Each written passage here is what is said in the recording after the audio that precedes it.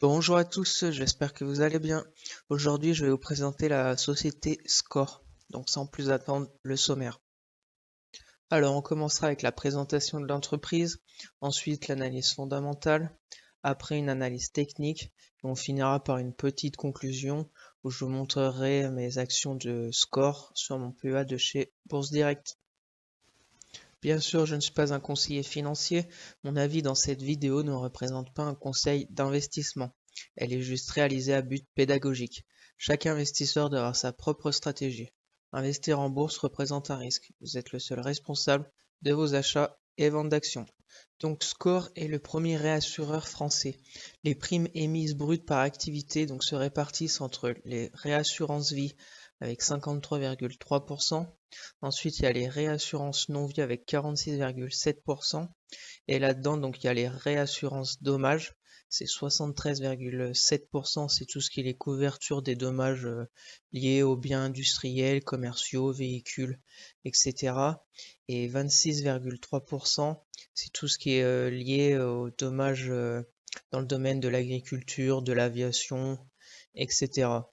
Et pour la répartition géographique des primes émises brutes, il y a l'Europe, Moyen-Orient, Afrique avec 36,1%, les Amériques avec 45,2% et l'Asie-Pacifique avec 18,7%. Alors au niveau de l'analyse fondamentale pour Score, je vous ai mis domaine assurance, prix de référence du moment 26 euros. À gauche, l'évolution de leur compte de résultat. Donc ce qu'on peut voir, c'est au niveau de leur chiffre d'affaires et en constante augmentation, donc pas mal. Mais par contre, pour ce qui est de la marge nette, marge d'exploitation, c'est vraiment très faible. On voit 2021, leur marge d'exploitation était un peu moins de 5%. Et je trouve ça vraiment, vraiment faible. Après, pour la projection 2023-2024, ça devrait passer au-dessus des 5%. Mais pour le moment, c'est assez faible. Marge nette, on était à 2020 en dessous de 2%. Donc c'est vraiment pas beaucoup. Ensuite, au niveau de leurs dividendes, j'ai récupéré ça sur leur site internet là. Donc on voit de 2008 à 2021 au niveau de dividendes par action, c'est soit le même ou soit il est en augmentation, sauf 2019 avec la crise Covid. Et on voit à droite le taux de distribution, c'est le payout ratio. On voit qu'il commence à être dangereux. On voit 2017 108%, 2018 100%, 2020 143%, et là on est aux alentours des 71%. Donc je pense que ça va être difficile de tenir ce rythme durant ces prochaines années. Voilà, mais après ce qui est intéressant, c'est son rendement avec 6,6%. Voilà, c'est vraiment son point fort. Mais bon, faudrait pas qu'il nous refasse une année sans dividende, sinon on serait mal. Après, au niveau de ROE, aussi assez faible quand même. Là, on est bien remonté, on est à 7,20. Mais bon, 10%, ça serait le top. Et pour ce qui est du PER, on est à 11,2 fois. Voilà, c'est une action qui est pas très chère au niveau de son PER. Après, pour ce qui est de la dette leverage, ils n'ont pas de dette, donc intéressant. Mais bon, après, c'est une assurance, donc c'est un peu normal.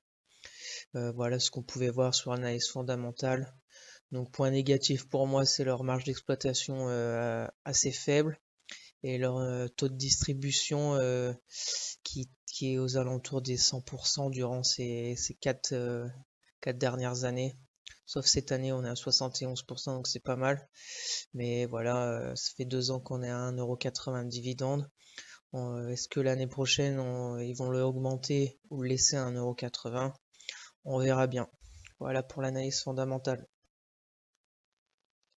Alors, au niveau de l'analyse technique pour Score. Donc, comme d'habitude, je suis sur TradingView.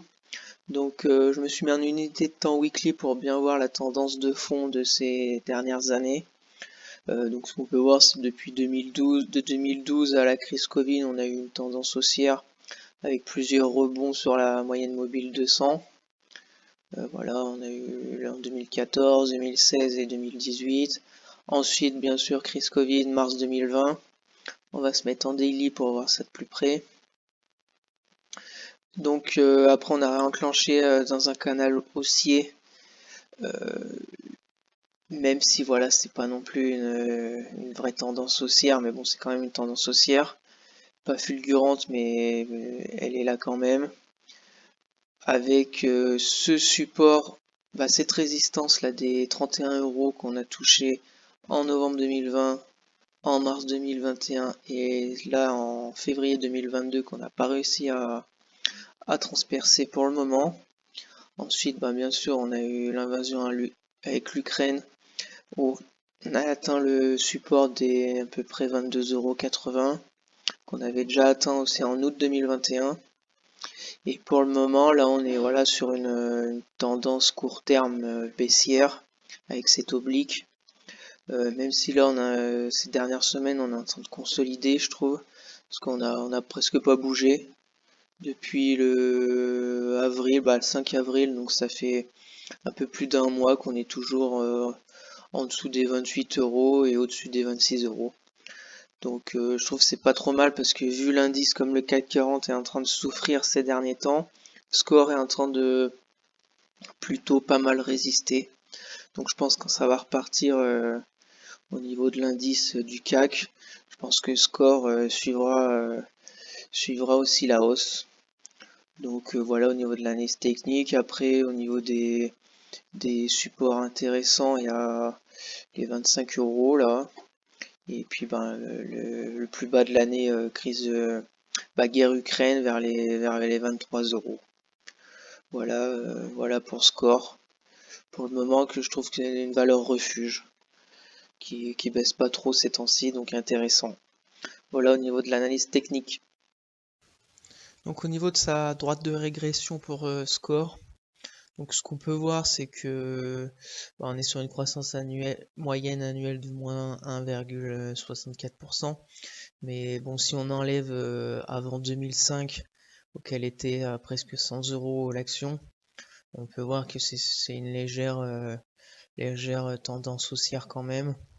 Après, voilà, bien sûr, Score, c'est pas une action de croissance, c'est une action à dividende pour le réinvestir. Donc voilà, donc je vous le mets comme d'habitude, sa droite. Chacun fera ce qu'il entend avec cette droite.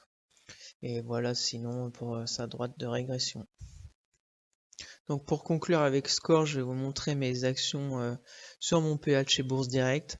Donc pour le moment, j'en ai 5 avec un PRU de 25,23 €, ce qui me représente pour le moment une plus-value latente de 11,44 €, ce qui fait un peu plus de 9%.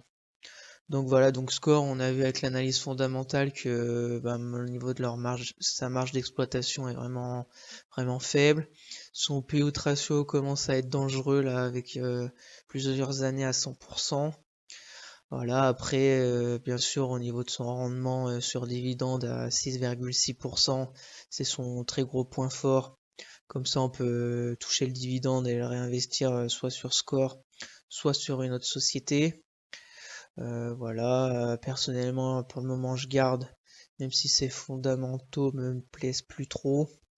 Mais bon, le temps qu'ils versent leurs dividendes, son cours, par les temps qui courent, ne chute pas, donc c'est intéressant aussi. Voilà, je garde pour le moment. Je vais essayer d'en reprendre là pour augmenter un peu ma valorisation de Score. Et puis on verra bien la suite pour Score. Donc merci à tous d'avoir suivi cette vidéo, j'espère qu'elle vous a été utile. N'hésitez pas à partager, à vous abonner, à liker la vidéo, ça fait toujours plaisir. Et à commenter, voilà, si vous avez des questions, je serai ravi de vous répondre. À me dire aussi ce que vous en pensez de Score.